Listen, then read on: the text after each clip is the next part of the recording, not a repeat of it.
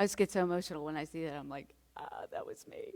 So while I'm not here to talk about Celebrate Recovery, that is a big part of who I am and why I am. And so I just wanted you to see that. I do refer to that a little bit. This is sort of my story, what I'm going to tell you, what I'm going to talk to you about. And so I wanted you to see that because a lot of what I refer to is sort of what I will call my backpack of resentments. But before I get into all that, I just want to give you a little bit of an idea of who I am, so you know who this person is that's up here speaking to you. So let me give you a little bit of background. So I am 53 years old. I have been married for 23 years to a wonderful man named Mark. And we have two beautiful boys. You can bring up our family picture there, Nancy. Two beautiful, gorgeous, handsome boys, and named AJ and Jack. AJ is 20 and Jack is 19. And we live right here in Kennett Square. Oh, and that's Neo, our dog. And it's N-E-O. It's not Neil. Everyone's like, why do you name your dog Neil? And I'm like, no, it's Neo, like the Matrix. So anyway, AJ goes to Pitt. And Jack goes to Ohio University, and he's in the middle of transferring to, I think, Temple. He's not sure yet, but he's got to make up his mind quickly because it's this fall. I am actually not from this area originally. I'm a Northern California girl, born and raised there. Yay. I went to college at the University of California, Irvine, which is in Southern California, although I was born in Berkeley. Came out of the womb with Birkenstocks on my feet, right there, born on campus. But went to UC Irvine and graduated with a degree in theater. Yeah, you're all like, biocide? No, theater, yes. My parents were thrilled. But I also have a job that I love, and you may or may not have heard of the Celebrate Recovery program that we have here at Willowdale. But I'm the ministry leader. I am blessed to be the ministry leader of that program. And like I said, I'm not here to do an advertisement for Celebrate Recovery, but that is a big part of who I am. So while I'm a wife and a mom, I also have a passion for theater. So you can bring up that crazy picture of me. There we go. And I've been an actor for more than 40 years of my life. So yeah, that's young Frankenstein on the left. I was Frau Blucher, and there's me as Grandma Adams. And I open tomorrow night in The Little Mermaid, thus the purple nails for Ursula. And that's down at Milburn Stone Theater in Northeast Maryland, for all of you who want to know. Funny story, I was leaving the theater last night around midnight, and I was too tired to take off my makeup. So, you know, Ursula's got these big eyes, and she's purple and everything, and I'm like, oh, I can make it home fine. And I was like, my little ding, empty comes up on my car, and I'm like, so I pull into the Wawa, you know, right there, and I'm like, okay, and there's this, you know, this other truck across from me, so I get out of my car, and I'm in black, and I'm in purple, okay? And my hair is crazy, only because I had a wig on, but my hair was like sticking up. So I get out, and I'm getting my gas, and I turn around, and the guy catches my face, and he's like this, you know. And so I'm like just filling my tank, and I, you know, go like this, and I turn around, and he's recording me. I look at him, I'm like, I go like this, like, what? You know? And then I'm thinking, oh, YouTube later, I don't know, this is terrible. But anyway, I thought that was a funny story to share with you. I was so tired, I'm like, whatever, take a picture, I don't care. So anyway, so that's my other part of my life. But Nancy, you can go on to the next picture there. When I was 17, I had the opportunity to attend this absolutely awesome Young Life camp up in British Columbia called Malibu for an entire week. And for those of you who don't know, Young Life is a non-denominational Christian ministry that reaches out to middle school, high school, and even college students across the country and across the world. Is my mic going in and out? You can hear me fine, I'm sure. In over 90 countries in the world. And Young Life was my first experience to hearing about the Bible and God and who Jesus was. we were not a particularly spiritual family, so we never went to church when I was younger. I know I was baptized. I do remember going to church on Christmas and on Easter. So I heard a saying, Creasters, the other day, and I thought, that is so cool. Yeah, we were Creasters. We went to Christmas and Easter. But when I went to this Young Life camp, it was the first time that I had actually heard the gospel. And it was there that I actually gave my life to Christ, that I said I wanted to become one of his followers. This was an amazing time for me. And the campers would actually, the campers who were leaving would line this dock. And as we pulled up in our boat, we came on a big boat from Victoria. We would walk through the middle, and they would all like high-five us as we were on our way up to the camp. So it was a very cool welcome and really made you feel great. You can go to the next slide, Nancy. I remember exactly where I was sitting in that big space there in this large gathering room where this happened.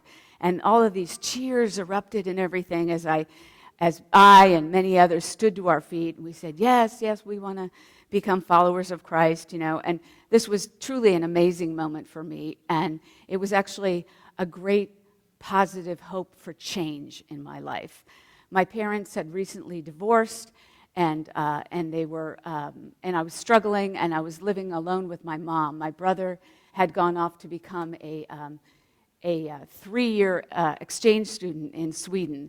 So I spent my whole high school time with my mom alone. And my mom became very angry, resentful after the divorce. And she kind of decided to take all of those emotions that she had and she stuffed them down.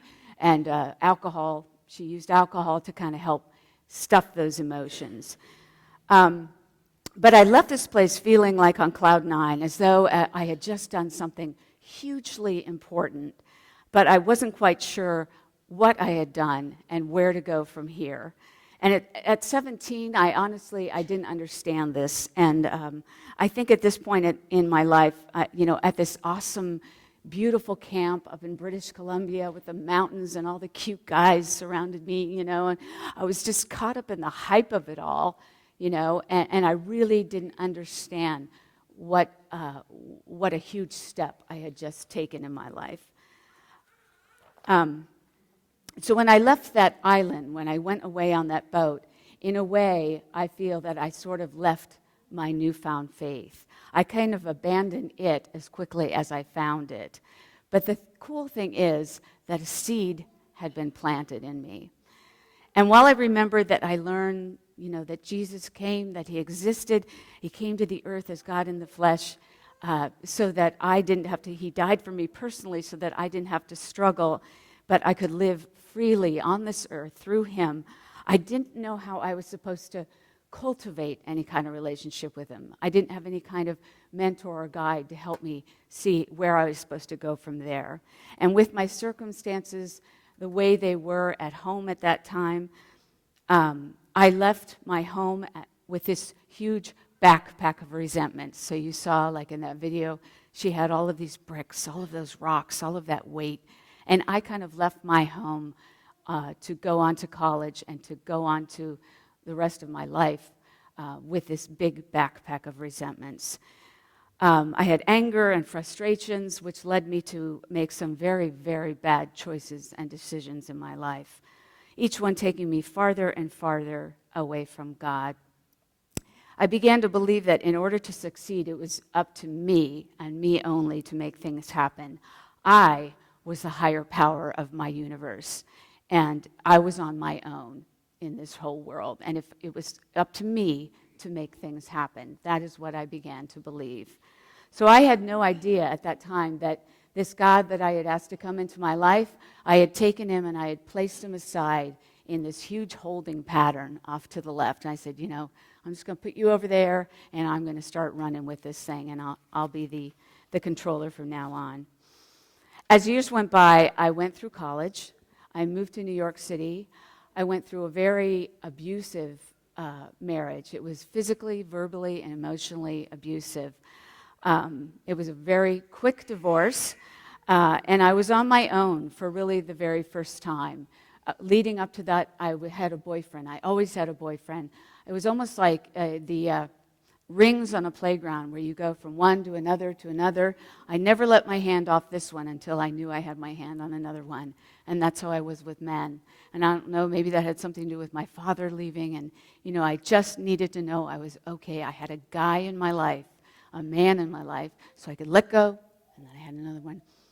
And that's what I did with this first marriage. Very bad choice. But I went through that divorce, and all of a sudden, there was not another ring there. And I was on my own for the first time. I started to make some very, very poor decisions while I was in New York at that time. I started to think that maybe my mother couldn't handle alcohol, but I could probably do it. I could handle it differently than she could. So I found myself, I started to say, oh yeah, I could have a few glasses of wine, and the allergy kicked in, which I believe it is an allergy, and pretty soon it started controlling me. I made unwise, sad, and very life-altering choices. Years went on, and my drinking continued. I was drinking on my job during my lunch hours, but I cleverly kept up the illusion of being in control. So I was what you call a functioning alcoholic, although I would never admit that. Only by God's grace did He place my current husband in my path. We were married, and within 2 years, He blessed us with 2 beautiful, healthy boys. You can go on to that next slide. There they are. Aren't they sweet? Despite the beautiful and loving family God had placed around me, my drinking continued. Years of stuffing down the hurts, anger, shame, and remorse began to catch up with me, and I saw myself turning into a person I never wanted to be. I actually started seeing myself turning into my mother, and that's when I put the brakes on. One night, my husband came up to me, and he put a bottle down in front of me, and he said, "It's either that or us." And I was shocked. I couldn't believe he was making me make such a difficult choice. And I know many of you are out there going, okay, like a glass of wine or your family? I mean, that doesn't make any sense. But maybe some of you know people who struggle with alcohol, and you just don't understand why they just can't stop, why they just can't put it down, for the sake of their family or whatever. But please understand, it's not that we don't want to stop. It's that we can't stop. It is an allergy. Our bodies are different. The sugars in the alcohol are processed differently in our body. Our bodies are different, and it is an illness. So it's an allergy of the body, and it's an obsession of the mind. So when he did that, I was so angry. I was like, seriously, you're going to make me choose between my family and my God? I was very angry, very upset. Alcohol is very cunning and baffling and very, very powerful. But it was at that moment where I saw the tears in my husband's eyes, and I thought of my 2 boys, and I thought of my mother. And it was a moment of grace that I turned and I asked my husband to quickly put me into a rehab facility before I changed my mind. And I tell you, that was a moment of grace. So you could change to the next picture, Nancy. It was here at Fellowship Hall in Greensboro, North Carolina, that we were living down there at the time, where I finally took the first step in admitting that I was powerless over the alcohol and all my hurts, habits, and hang-ups. And I slowly began to turn my face back to the God who I had given my life to so many years ago. I also began to identify with those in recovery around me. Although our stories were different, some had lost everything, others, nothing. But the degree to which we had all experienced pain and hardship was truly irrelevant, because at the core of all of our brokenness, no matter what our issues may be, were the underlying issues of shame, anger, bitterness, remorse, regret, unworthiness, hopelessness, emptiness, and either an untapped connection to God or a disconnection that needed to be repaired. But because we had all surrendered when we were there was a safety and a trust which opened the door to vulnerability. And this is where I had to find the courage to go if I wanted to get well and if I wanted to be free. I had to be open, I had to be honest, I had to be vulnerable if I wanted to be free from all this junk. You can go to the next slide. Thank you. Author Brené Brown, one of my favorite people in that book we're giving away, she says, vulnerability is the birthplace of love, belonging, joy, courage, empathy, and creativity. If we want greater clarity in our purpose or deeper and more meaning spiritual lives, vulnerability is the path. When I finally surrendered and I allowed myself to be vulnerable and to let others see me for who I really, really was, I finally allowed God to begin his work in me. I finally felt truly known and truly loved. And that's what we do in Celebrate Recovery. Our open share groups are small. They're issue and gender specific groups where we follow this set of guidelines that involve no talking while someone else is talking, no fixing. Nobody says, well, look, that happened to my sister. Let me tell you how to do this. There's no fixing in there. And when keeping everything that is said in the group stays right there in the group. We open ourselves up to others and to God, and we let the light in. But here, at that place, at the rehab, I was filled with fear. But by speaking these fears aloud, I was able to see them for what they really are: lies. I love the acronym for fear. You can go to the next slide. Yeah. False evidence appearing real. False evidence appearing real. All these lies I kept telling myself over the years: you're stupid. You're not good enough. You'll never be a good wife. You'll never be a good mother if they ever find out what you did. Or lies that people spoke into me: you're stupid. You're not good enough. You'll never be a good mother. You'll never be a good wife if they ever find out what you did. These were not truths. These were not truths for the daughter of a king. That's not who I was at my core. I had to replace these lies with truths about who I really was. I had to get down to the real truth, the real core of who I am, which is a beloved child of God who is loved, adored, and forgiven. God loved me unconditionally, and there was nothing I could do to make him love me more, and nothing I could do to make him love me less. So when we admit that we can't do something, when we're afraid or we're powerless over something, or whatever it may be in our lives, for me, it was my drinking. We actually set into motion a huge series of events that begin to change our lives. It doesn't have to be a substance like alcohol or drugs at all. Maybe it's food, maybe it's shopping or gambling or difficulties in your marriage or in your family, or maybe it's Facebook, something as simple as that. Whatever it is, it's a hurt, it's a habit or a hang-up that takes us farther and farther away from God and the person that he intends us to be. But when we begin to say our pain out loud, my marriage is in trouble. I can't stop drinking. I can't control my kids.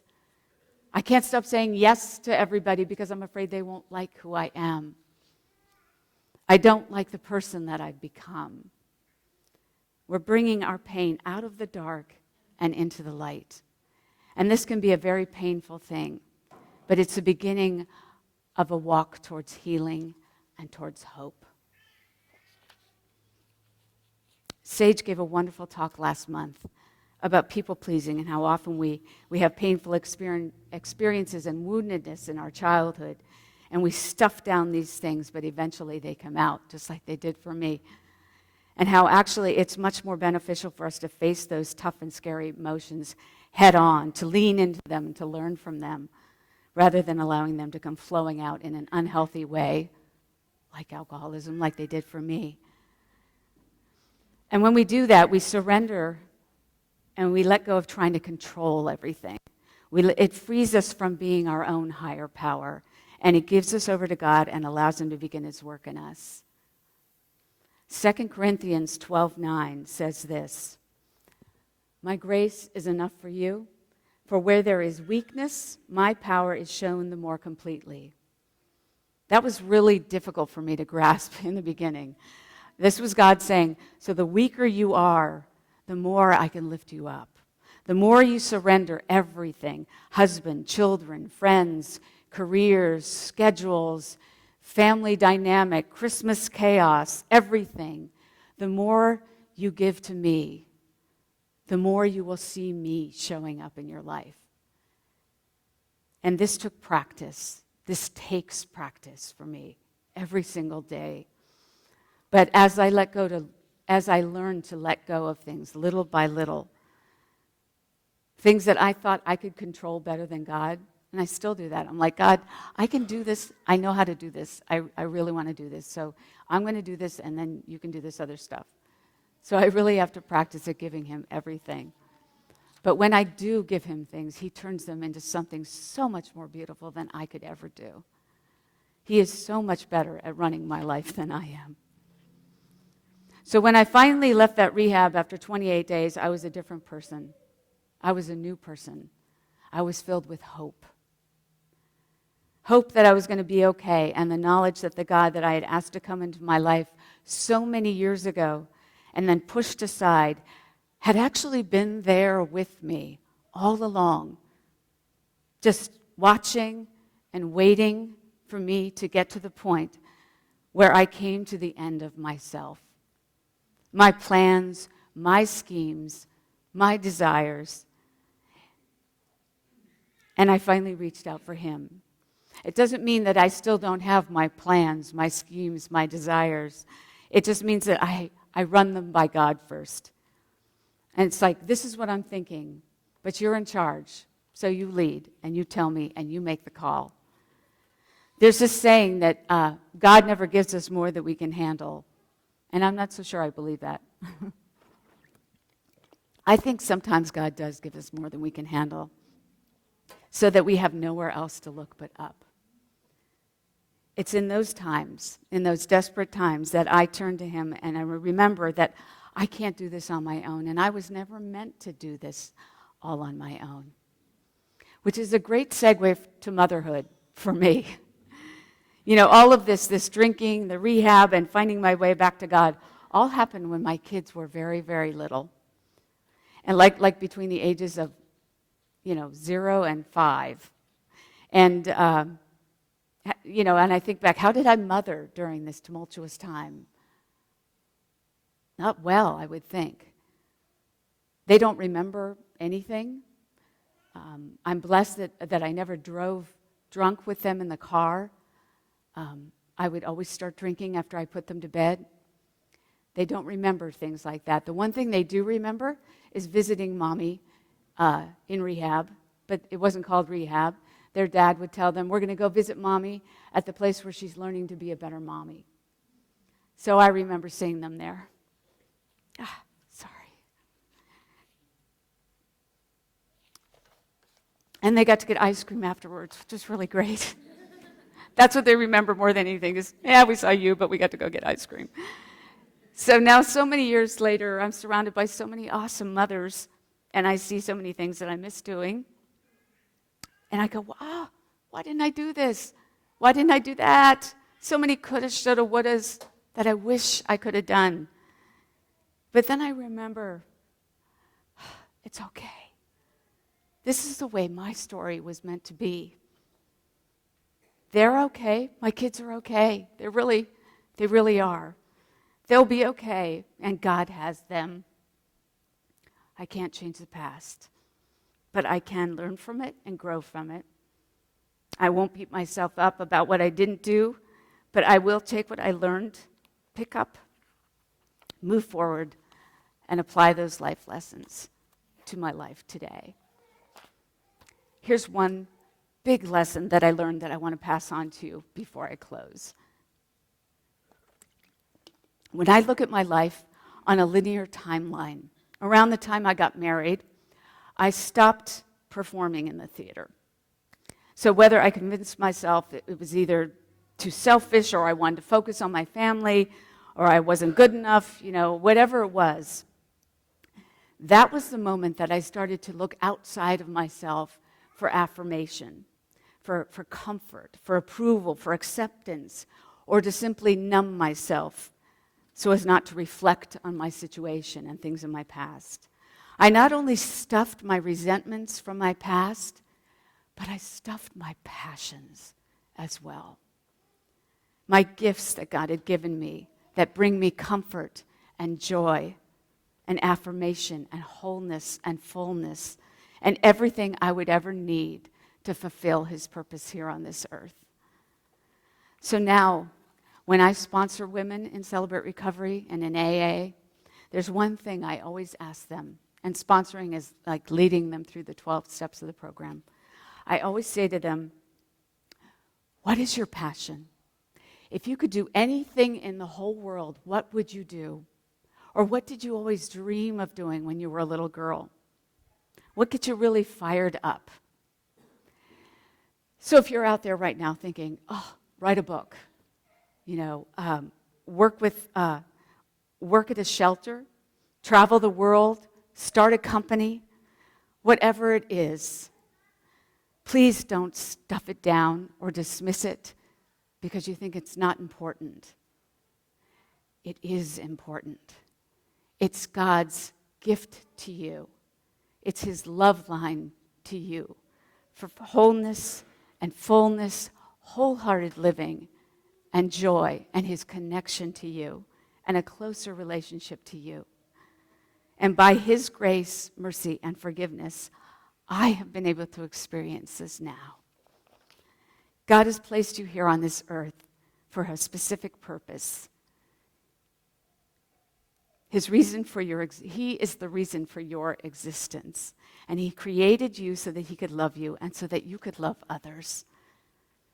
He gave you gifts and abilities to use and to multiply them in ways that could serve His purpose, help His people, and fulfill you. He wants you to enjoy being with Him, sharing your passions, celebrating life, and enjoying it all while you're doing it. So don't be like me. I think that's why they put me up here. If you've got junk from your past, or you've got current hurts and habits and hang-ups that are stopping you from being the person who you know you were meant to be, get it out into the light. Talk to somebody, go to a counselor, come to Celebrate Recovery. We meet every Monday night at 7 o'clock. But like I said, this is not an advertisement for Celebrate Recovery, but that's what we do there. And I want to clear up something that confuses a lot of people about Celebrate Recovery. I think a lot of people think because it's got the word recovery in it, it has to do with addiction, recovery from addiction. And that makes a lot of sense, right? Of course it does. But can I tell you that on an average of 140 people that come every Monday night, there's maybe 15 or 20 of them that struggle with an addiction to a substance, chemical or substance. The majority of them are there for life issues. They struggle with life. Anxiety, depression, food issues, troubles in their marriage, kid issues, codependency, anger, control, all kinds of things like that. That's the majority of the people who come to Celebrate Recovery. I had a person in our newcomers group a while ago, and she goes, I'm just here because I have a great family. I love my kids, I love my husband, but I hate my boss. I have so much anger towards my boss. Is it okay that I'm here? I'm like, yes, thank you so much. This is awesome. This is a great place to just come and go to an open share group and get that junk out, because that stuff will work its way into all other kind of avenues of your life. So that's the kind of place Celebrate Recovery is. It's not just for addicts and alcoholics. We We welcome everyone. Just get that top layer of junk off. But these are men and women who realize that they have some past hurts, current hang-ups, and habits that are holding them back from being the person that God intends them to be, and they just don't want to live that way anymore.